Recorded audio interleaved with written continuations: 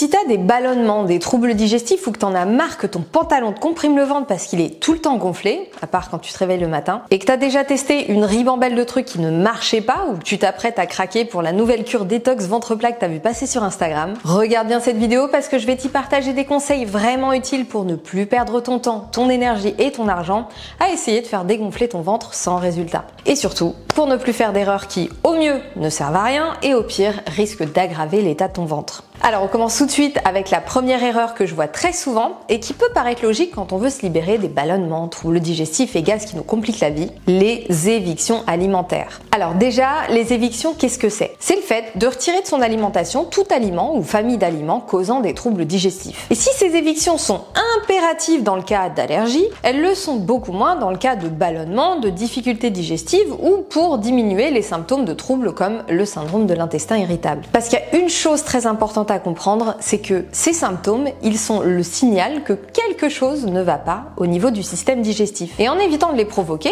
en supprimant les aliments qui les déclenchent, on ne supprime pas la cause, on la contourne temporairement tout au plus. Alors bien sûr, ça ne veut pas dire que des ajustements ne sont pas nécessaires, bien au contraire. Mais éviter des aliments à tout va au moindre pet de travers ne réglera pas le problème. Et cette stratégie d'évitement, elle peut même aggraver la cause. Pour mieux comprendre pourquoi, je t'invite à regarder cette vidéo dans laquelle je t'explique tout en détail. Et c'est vraiment important de comprendre ce qui se cache derrière tes troubles digestifs pour régler le problème de fond plutôt que de le dissimuler derrière des évictions et des régimes restrictifs en tout genre. Et d'ailleurs, si tu souffres de problèmes digestifs ou que ton ventre ballonne pour un oui ou pour un non, je te donne rendez-vous mardi prochain pour une conférence en ligne complète sur le sujet et gratuite. Je te conseille vraiment de pas louper ce rendez-vous parce que ce que je vais t'y partager est très important pour la santé de ton ventre et te permettra de mettre en place des actions vraiment efficaces. Alors pour t'inscrire à la conférence, le lien t'attend en description juste en dessous. Et nous, on continue avec la deuxième erreur que je vois couramment et j'ai l'impression de radauder parce que j'ai déjà beaucoup abordé le sujet, mais comme je vois encore et toujours passer les mêmes conseils bidons, j'en rajoute une petite couche. Non, faire des abdos et du stomach vacuum ne suffira pas pour aplatir ton ventre. Alors attention, le stomach vacuum, c'est super bien pour plein de raisons. Je t'en parle d'ailleurs dans cette vidéo. Et l'hypopression,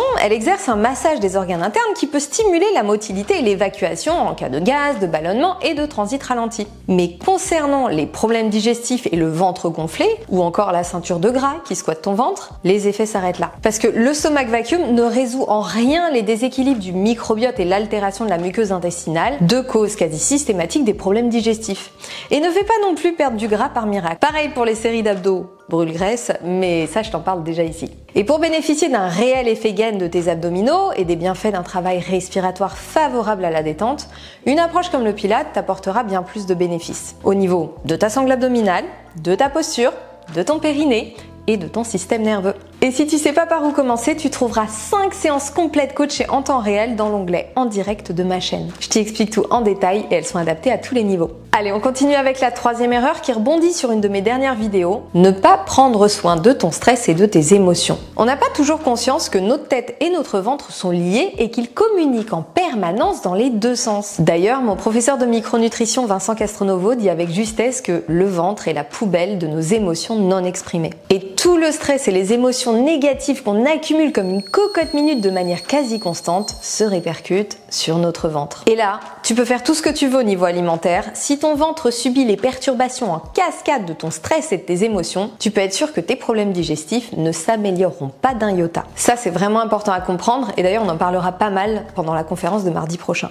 Donc, si tu veux améliorer ta santé digestive, prends soin de ta santé mentale. L'un ne va pas sans l'autre. On continue avec une erreur que la majorité des gens font sans même s'en rendre compte et que tu es peut-être en train de faire en ce moment même. Manger au lance-pierre sans prendre le temps de mastiquer. Et peut-être même en bossant ou les yeux rivés sur un écran. Le manque de mastication est à l'origine d'une flopée de problèmes digestifs. Et pourtant, quasiment tout le monde se contrefout de mâcher suffisamment. On n'a pas le temps, c'est chiant, on va aller aussi vite que les autres, bref, on n'a pas que ça à faire. Mais il faut savoir que la digestion, c'est un travail à la chaîne. Et si dans cette chaîne, il y a un maillon faible, tout le reste de la chaîne va dérailler. Alors imagine quand c'est le tout premier maillon de la chaîne qui est défaillant. Et ben c'est exactement ce qui se passe quand tu ne mâches pas suffisamment. Je pourrais te faire une vidéo entière sur le sujet, mais pas sûr que ça te passionne. Alors ce que je peux te dire plus simplement, c'est qu'en ne mâchant pas assez chacune de tes bouchées, Tu ruines ta digestion de ton estomac jusqu'à ton côlon. Avec toute une désynchronisation de tes sécrétions digestives, sucs et enzymes, des nutriments mal assimilés, des bactéries pathogènes qui pullulent grâce aux aliments mal digérés que tu leur apportes, protéines en tête de liste, une inflammation qui s'installe, une muqueuse qui se fragilise et qui devient perméable, des molécules qui se retrouvent dans ton organisme alors qu'elles auraient dû rester de l'autre côté de la barrière, dont des toxines et des bactéries pathogènes, ton système immunitaire qui s'emballe et qui tire au bazooka dans tous les sens, jusqu'à même s'attaquer à ses propres cellules, une inflammation systémique et tout ton organisme qui déraille parce qu'il y a un incendie général. Plus concrètement, en dehors des troubles digestifs, c'est la porte ouverte aux maladies auto-immunes, au déclin cognitif et au développement de maladies chroniques. Waouh! Tout ça parce que tu n'as pas mâché suffisamment ta bouchée. Oui, vu comme ça, ce sont des conséquences disproportionnées pour une malheureuse petite bouchée avalée tout rond. Et pourtant, c'est bien la réalité. Parce que ta digestion est un travail à la chaîne et que si le début de la chaîne est foireux, c'est du sabotage sur tout le reste de la chaîne. Et vu que cette chaîne, elle te maintient en vie, mieux vaut en prendre soin. Alors j'espère que tu penseras à moi lors de ton prochain repas et je compte sur toi pour avaler tes bouchées seulement lorsqu'elles ont atteint la consistance d'un petit pot pour bébé. Oui, oui. Allez, dernière erreur et pas des moindres. Prendre des compléments en tout genre sans avoir aucune idée de la cause du problème. Depuis que je parle régulièrement du sujet sur mes réseaux sociaux, je vois passer en permanence sur mon feed Instagram des pubs pour des compléments en tout genre censés régler tous les problèmes de digestion et même se débarrasser du gras superflu. Et pareil dans ma messagerie où je reçois très souvent des questions comme quel type de probiotiques il faut prendre, à quelle dose prendre telle ou telle plante ou micronutriment, est-ce que les produits de telle ou telle marque sont bons pour moi. Alors, je sais que c'est frustrant, mais il faut bien se dire que tout autant que tes empreintes digitales sont uniques, ton ventre et tout ton organisme le sont aussi. À commencer par ton polymorphisme génétique. Bref, je vais pas trop rentrer dans la technique, mais c'est pas parce que des probiotiques peuvent être utiles dans certains cas que tu en as nécessairement besoin. Ou que ton ami a pris telle ou telle vitamine, minéral ou acide aminé que tu devrais en prendre aussi. D'ailleurs, dans certains cas, ça peut même être complètement délétère, comme prendre des probiotiques en ayant un SIBO, où là c'est l'explosion assurée. Ou se faire une cure de fibres en ayant une muqueuse irritée ou un déséquilibre de flore de fermentation. Ton ventre, il héberge plusieurs dizaines de milliers de milliards de bactéries, sans compter les champignons, les archées et autres virus. Son fonctionnement est extrêmement sensible et complexe, d'autant plus qu'il est en liaison directe avec ton système immunitaire, mais aussi tes systèmes nerveux, métaboliques et endocriniens. Et puis aussi des cellules qui comportent ton propre ADN, qui s'exprime à sa façon en fonction de ton environnement et de tout un tas d'autres facteurs qui te sont propres à un instant T.